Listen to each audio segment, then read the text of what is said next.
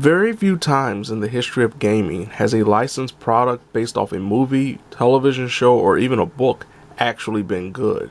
For every Aladdin on the Sega Genesis, there's a Superman 64.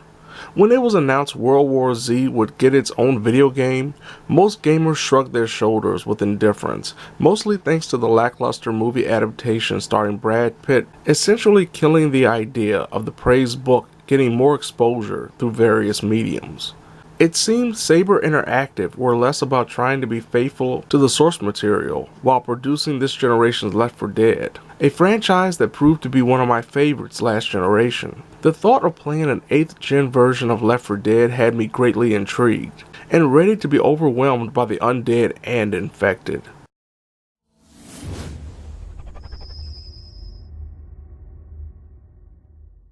Though initially compared to Left 4 Dead for obvious reasons, a co-op multiplayer experience containing a series of campaign missions across various maps featuring dozens and even hundreds of murderous zombies, as well as competitive multiplayer modes.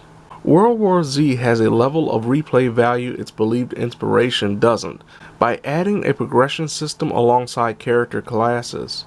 These character classes gain points upon progressing in the campaign or finishing online bouts, with others both having separate class trees to avoid low-ranked gamers from getting trampled by those who have been playing online competitively since day one.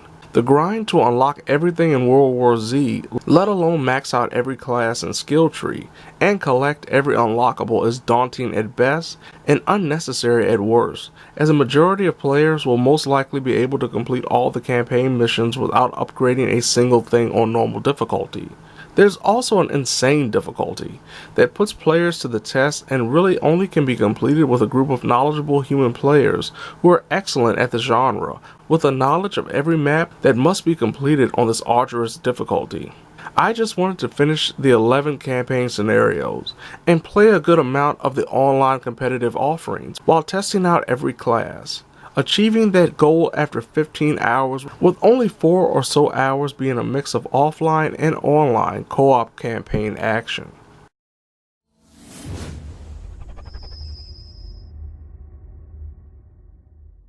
As expected from the gameplay footage and initial promise, World War Z the video game feels incredibly similar to Valve's Left 4 Dead games, released during gaming's 7th generation.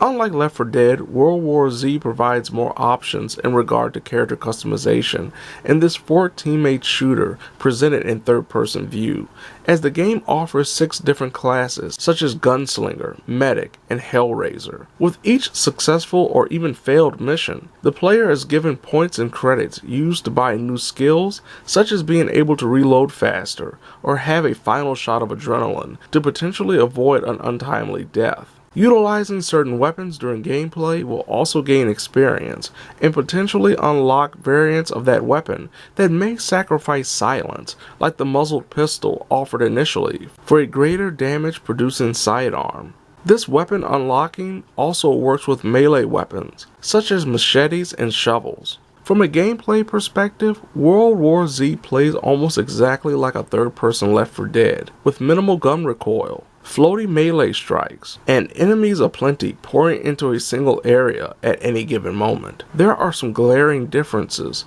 from what many would assume is the game's inspiration, including defense management.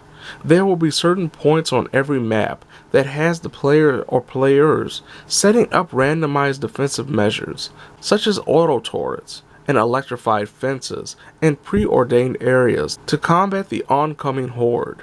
The enemies, however, are very similar to what's in games like Left 4 Dead 2, including the hunter-like lurkers or creepers, and the rampaging, riot-suited bull, similar to Left 4 Dead's Charger. These special infected can appear out of nowhere and will potentially down an ally quickly. The stereotypical zombies the player must overcome a majority of the time aren't too scary in small packs, but in greater numbers they can easily overwhelm even the most prepared group. There's a big difference playing with humans and AI during the various campaign maps set in Tokyo, New York, Jerusalem, and Moscow, including the AI refusing to set up the aforementioned traps when preparing defenses, flipping necessary switches to continue story missions, and, at times, refusing to help someone being slaughtered by a bull. There's also friendly fire that can be the difference between life and death during campaign missions, especially on harder difficulties. One interesting aspect utilized from the book is each map featuring a different set of protagonists, instead of following the same group of survivors, though it doesn't do much in presenting any type of memorable narrative. Thankfully, the developers also implemented a jump-in, jump-out feature in regards to the co-op campaign. If a player leaves or is disconnected during the campaign, that person's character will be replaced by an AI, so other players aren't punished. Online multiplayer competition in World War Z is completely different from what was in the Left 4 Dead games. World War Z's competitive multiplayer modes are based around Team Deathmatch or Team Capture the Flag and Capture the Zone modes. While the connectivity quality is mostly commendable, with disconnections rarely happening, and lag being virtually non-existent, the stereotypical nature of these modes leaves a lot to be desired, especially compared to the Versus mode in Left 4 Dead 2, where opposing players could control the special infected in hopes of stopping the human-controlled protagonist. World War Z is a surprisingly competent, well-crafted, and gratifying experience that doesn't necessarily change the dynamic of the genre, but does provide the type of action that other games have failed to achieve following the lead of Left 4 Dead.